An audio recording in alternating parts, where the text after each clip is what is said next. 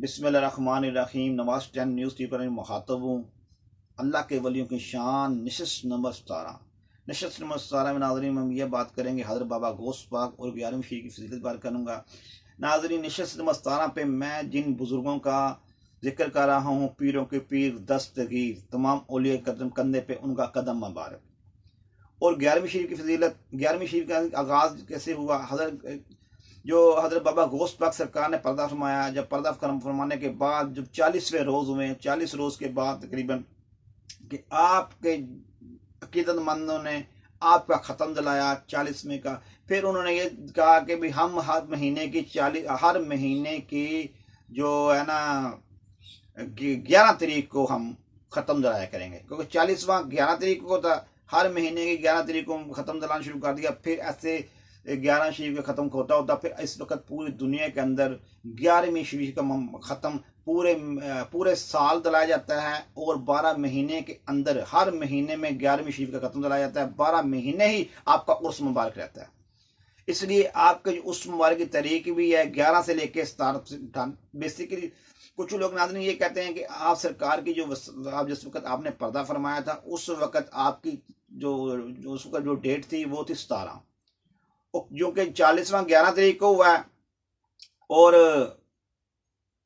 उस वक्त उसकी नस्बत पे जो है ना वो ख़त्म दिलाया जाता है। अगर 11 से लेकर 17 तक भी दिलाते हैं तो महीने के अंदर ही वो आ जाता है ना। अब महीने के में एक मरतबा जो ख़त्म 11वीं शरीफ को जाता है दिलाते हैं, वो अल्लाह पाक उनको वो अल्लाह के हुजूर पेश हो जाते हैं ख़त्म शरीफ की। और जो बरक़ात हैं फ़ज़ाइल हैं वो उस बंदे को मिलते हैं, चाहे इंसान जिस भी नीयत से वो अपनी पाक नीयत से उसको ख़त्म शरीफ को दिला रहा है। और अल्लाह पाक नीयत करने की जैसे उस बंदे की दुआ मांगने की मुराद है। उसमें बात आ गई बात नहीं। मैं मुसलमान वाकई ऐसा 11वीं शरीफ का जो है ना वो मैंने बताना था कि 11वीं शरीफ जितने भी मज़ार शरीफ हैं उनका उर्स महीने साल में एक मरतबा उर्स या 2 मरतबा उर्स होता होगा। हज़रत बाबा गौस पाक रज़ी अल्लाह तआला अन्हु की बरक़ात और फजीलत आप सरकार का अल्लाह पाक ने पूरा साल उर्स दिया। पूरा साल के 12 मरतबा उर्स होता है, 12 उर्स होते हैं। कैसे? हर महीने 11वीं शरीफ, हर महीने 11वीं शरीफ, हर महीने माशाल्लाह 11वीं शरीफ। इस फिर 11वीं शरीफ की बरक़ात बताता हूँ नाज़रीन। बरक़ात पे आता है बगदाद शहर के अंदर, बगदाद शहर के गिरदोनवा में एक गांव था। उस गांव का एक बंदा बहुत बेचारा आपका खिदमत भी था और बहुत परेशान और वो क्या कहते हैं कि बहुत वो जैसे तंग दस्ती की हालत में ज़िंदगी गुजार रहा था। वो अल्लाह के बुजुर्ग के खिदमत में हाजिर हुआ, बगदाद शहर में आ गया, आके आपकी खिदमत में हाजिर हुआ। क्योंकि नाज़रीन हर शहर के इर्द गुआं में कोई गांव होते हैं, गांव को दूर दूर पड़ते हैं, मगर काफ़ी गाँवों को एक शहर लगता है ज़्यादा। जो मेन शहर होता है छोटे शहर में, मगर मेन शहर बड़ा एक लगता है। ऐसे बगदाद शहर के जो गिरदोनवा के गांव थे, बगदाद शहर जो था उसको बहुत गांव लगते थे। गांव कुछ नज़दीक होते हैं, कुछ दूर होते हैं, मगर दूर वालों को भी गांव को शहर लगता है। वो बुजुर्ग जो बंदा जो आ गया बुजुर्ग की खिदमत में हाजिर हुआ, जिस वक्त बुजुर्ग की खिदमत में हाजिर हुआ उस वक्त कहता है बाबा जी मेरे हक में दुआ करें कि मेरी जो है मैं बड़ा परेशान हूँ, मुख्तलिफ की हालत है और तंग दस्ती दूर हो जाए, दुआ करो। तो बाबा जी ने फरमाया कि आप ऐसा किया करेंगे जो है ना 11वीं शरीफ का आप ख़त्म दिलाया करें। वो बंदे के दिल में अकीदत होगी और अकीदत ये होगी कि मैं हज़रत बाबा गौस पाक के 40वें ख़त्म 11वीं शरीफ ख़त्म दिलाया करूँगा।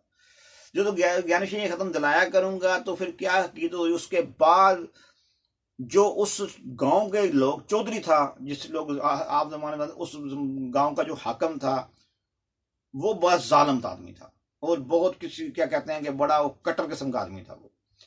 तो वो जिस वक्त 11वीं शरीफ खत्म दिलाया, लोगों ने पूछा कि क्या बांट रहा है उसके, उसने कहा मैं हज़रत 11वीं शरीफ का ख़त्म दिला रहा हूँ, आप ख़त्म नोश करो, ख़त्म लंगर खाएं। तो वो बंदे कुछ उधर से कुछ 3-4 शरारती आदमी थे, उनको ये बात नागवार गुजरी। उन्होंने कहा यार 11वीं शरीफ का ख़त्म, और जाके चले गए चौधरी के पास, हाकम के पास चले गए, उस गाँव के हाकम के पास। उस गांव के हाकम के पास जैसे हम गए हैं उसको जाके कहते हैं देखो जी ये बंदा जो है ना ये इधर कोई नया मसलक लेके आ गया है। तो अब ये नए मकसद में इतनी करेगा, इस हमारे गांव का माहौल भी ये खराब करेगा, फिर इतनी ग्रुप बंदी ये बन जाएगी। तो ये हालांकि 11वीं शरीफ कदम दिला रहे हैं, दुआ मांग रहे हैं, दुरूद पाक पढ़ रहे हैं, उसमें कुरान पाक पढ़ा जा रहा है, तो उसमें चीज बांटी जा रही है ताकि किसी का पेट तो भरा जा रहा है ना।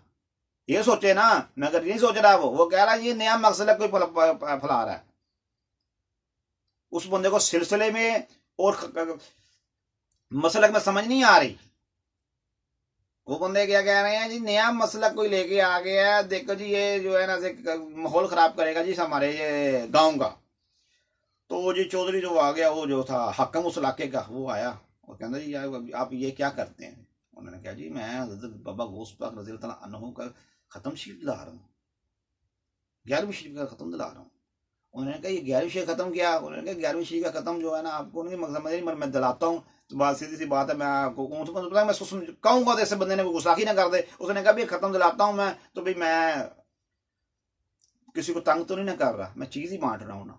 वो हाकम जो था उस इलाके का, वो बंदा जो ऐसा खरदमाग आदमी था, तब बाद में ठीक हो गया था, तब वो ऐसे हुआ तो उस बंदे ने कहा ठीक है तू अगर नहीं बात मानता तो तुझे पर फांसी। 2-3 मरतबा उसको रोका, रोकने के बाद नहीं, फिर उसको एन मुद्दे पे एन गल ऐसी नौबत ऐसी पहुंच गई कि उस जो हाकम था वो कह रहा था इसको फांसी दे दो। फांसी देने के लिए चरबूतरे के ऊपर, चरबूतरा फांसी देने जब देने के बाद उसके लिए थोड़ी ना ऊंचाई की जगह होती है, चरबूतरा उसे कहते हैं। चरबूतरे के ऊपर उसने कहा चरबूतरे पे यहाँ ये फांसी दे दो, इस बंदे को लटका दो। चरबूतरे का जिसने फांसी लेने के लिए लटकाया, रस्सी गले में डाली है, जो है ना रस्सी टूट गई। फिर उसने कहा भी दोबारा रस्सी डाल लो, इसके अंदर रस्सी कमजोर पुरानी रस्सी टूट गया होगी। फिर उसको चरबूतरे के ऊपर फिर जो आपके जो मरीज थे उनको फिर लटका के कोशिश की, फिर रस्सी टूट गई। फिर तीसरी मदद लटकाने की कोशिश की ना, तो वो हाकम के टांगे काम गई। जिस टांगे उसकी कामी है ना, वो आगे आपके पास खड़ा होकर कहता यार मुझे बात की ये समझ नहीं आई, ये रस्सी कैसे कट रही है, और बता सही मुझे क्या माजरा क्या। उन्होंने कहा मैं ना हज़रत बाबा गौस पाक रज़ी अल्लाह तआला अन्हु, हज़रत शेख अब्दुल कादिर जिलानी रज़ी अल्लाह तआला अन्हु मेरे मुर्शिद पाक है, मैं उनका जो है ना, मैंने उनको अकीदत मेरी उनसे इतनी में है कि मुझे वो जो क्या कहते हैं कि मुझे उनके सिवा कोई चीज़ नज़र नहीं आ रही थी। मुझे ना तेरी रस्सी नज़र आ रही, ना तो मैं सिर्फ मुझे उन कोई चीज़ नज़र नहीं आ रही, सिर्फ मुझे वो ही नज़र आ रहे हैं। तो मैं उनके नाम का ख़त्म दिलाता हूँ उनके स्वाब के लिए, और 40वें का ख़त्म हज़रत 11वीं शरीफ का ख़त्म दिलाता हूँ। तो वो बंदे ने कहा जी फिर यार मुझे तो बता क्या, मुझे तो नज़र नहीं आ रहे। आप कह रहे हैं कि मुझे सिर्फ आप, मुझे मुर्शिद पाक से नज़र आ रहे हैं, आप देख भी उधर रहे हैं, तो मुझे तो नहीं नज़र आ रहे। आपने फरमाया फिर ये नज़र पे डालने के लिए ना आपको फिर कलमा हक पढ़ना पड़ेगा, फिर उसके बाद कलमा फ्री पढ़ने के बाद आंखें बंद करके खोलो, सामने तुझे आप मेरे मुर्शिद पाक नजर आएंगे।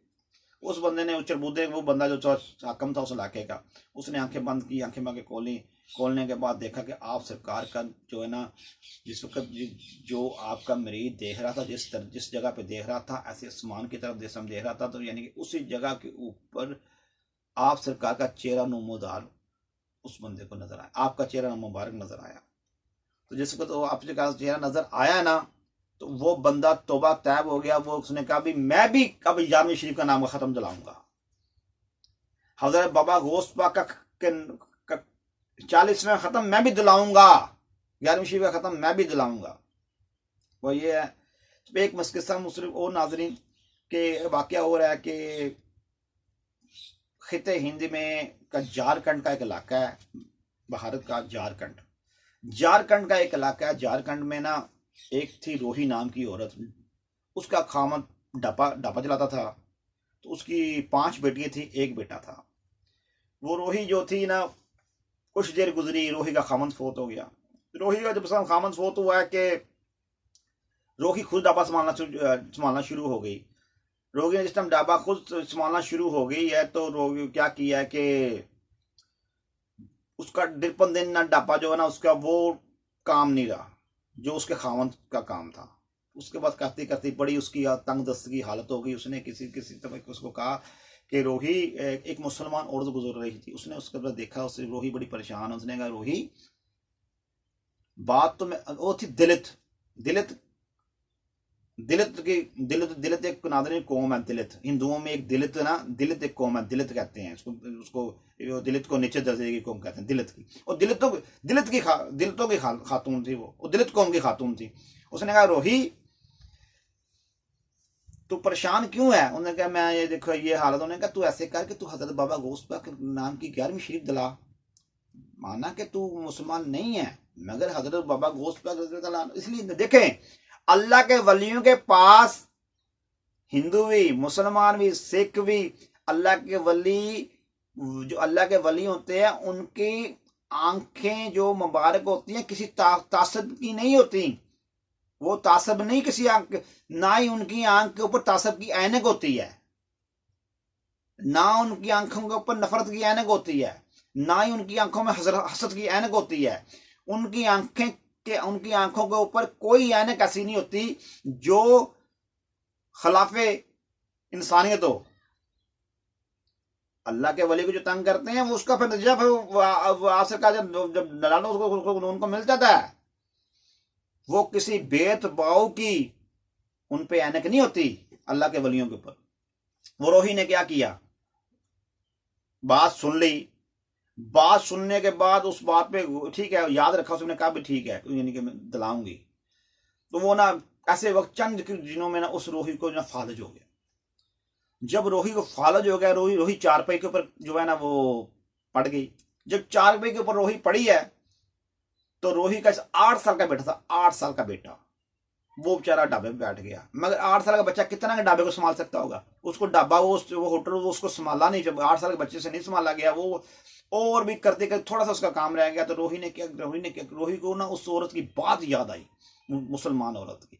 उसने क्या अपने बच्चे को कहा, बेटियों को कहा, बेटियों हजरत 11वीं शरीफ का नाम का ना आप खत्म दिला दें, ना कुरान पाक पढ़ाओ। हालांकि 11वीं शरीफ रहमतुल्लाह अलैह जब हम 40 आपका खत्म दिलाते हैं, कुरान पाक भी पढ़ा जाता है, दुरूद पाक पढ़ा जाता है और खुशबू बरक़ात होती हैं और ऐसी मात्रा कहते हैं कि पूरे इंतजाम होते हैं जैसे जैसे इंसान दुआ मांगे।